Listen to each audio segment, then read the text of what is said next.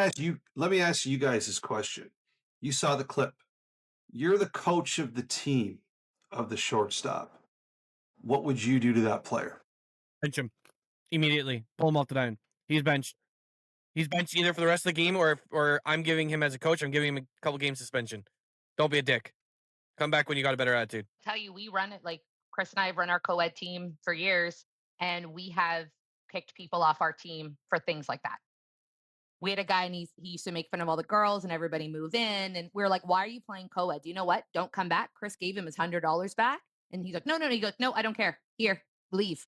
So it's up to us as well, kind of like what Rico was saying. A, why do we even have to make these rules? But B, it's up to us to not play with those people. Like you said, Zach, bench them. Yeah, we all need to talk about it. Like if I say, oh my God, I will not play with Rico.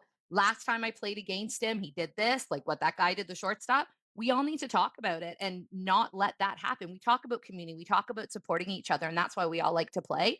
So, and maybe it is just, hey, I was trying to be funny. Sorry, guys. And he isn't somebody that's maybe done that before and he was trying to be funny and he doesn't do it again. Like Rico said, you forgive, you forget, you're able to move on. But if it's somebody, and we all know them, that do this all the time, and it's not just in co-ed, I see it in men's too, the way the guys treat each other.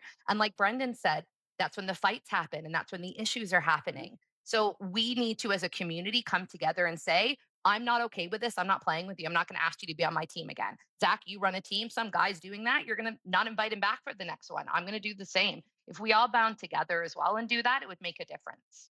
Kick the guy off for terrible attitude. Good. The funny thing I look at too is I think that's something that's taken care of even before we start playing on the field. And that's when we're building our team. For me, my number one thing building a team, I built some men's league teams, some other teams like tournament. My first order of action is the vibe check. That's my biggest thing. I don't care if you can't catch a ball, if you can't miss. If you pass that vibe check, you're already a step ahead.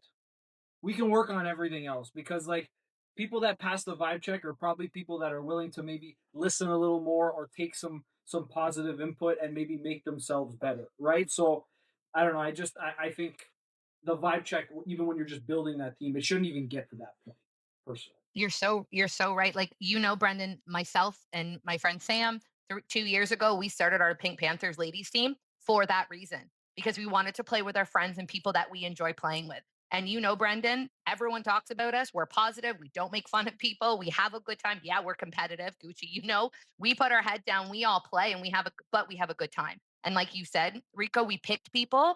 Yes, they're all good ladies. They're all great ball players, but they're good humans. And that's what I want to do. At 42 years old and I'm paying to play, I want to go play with my friends and have a really good time and know they're not going to hurt people intentionally. They're not going to be rude and mean to people. They're not going to be rude and mean to umpires or the tournament directors. You want a good group of people. I totally agree with you on that.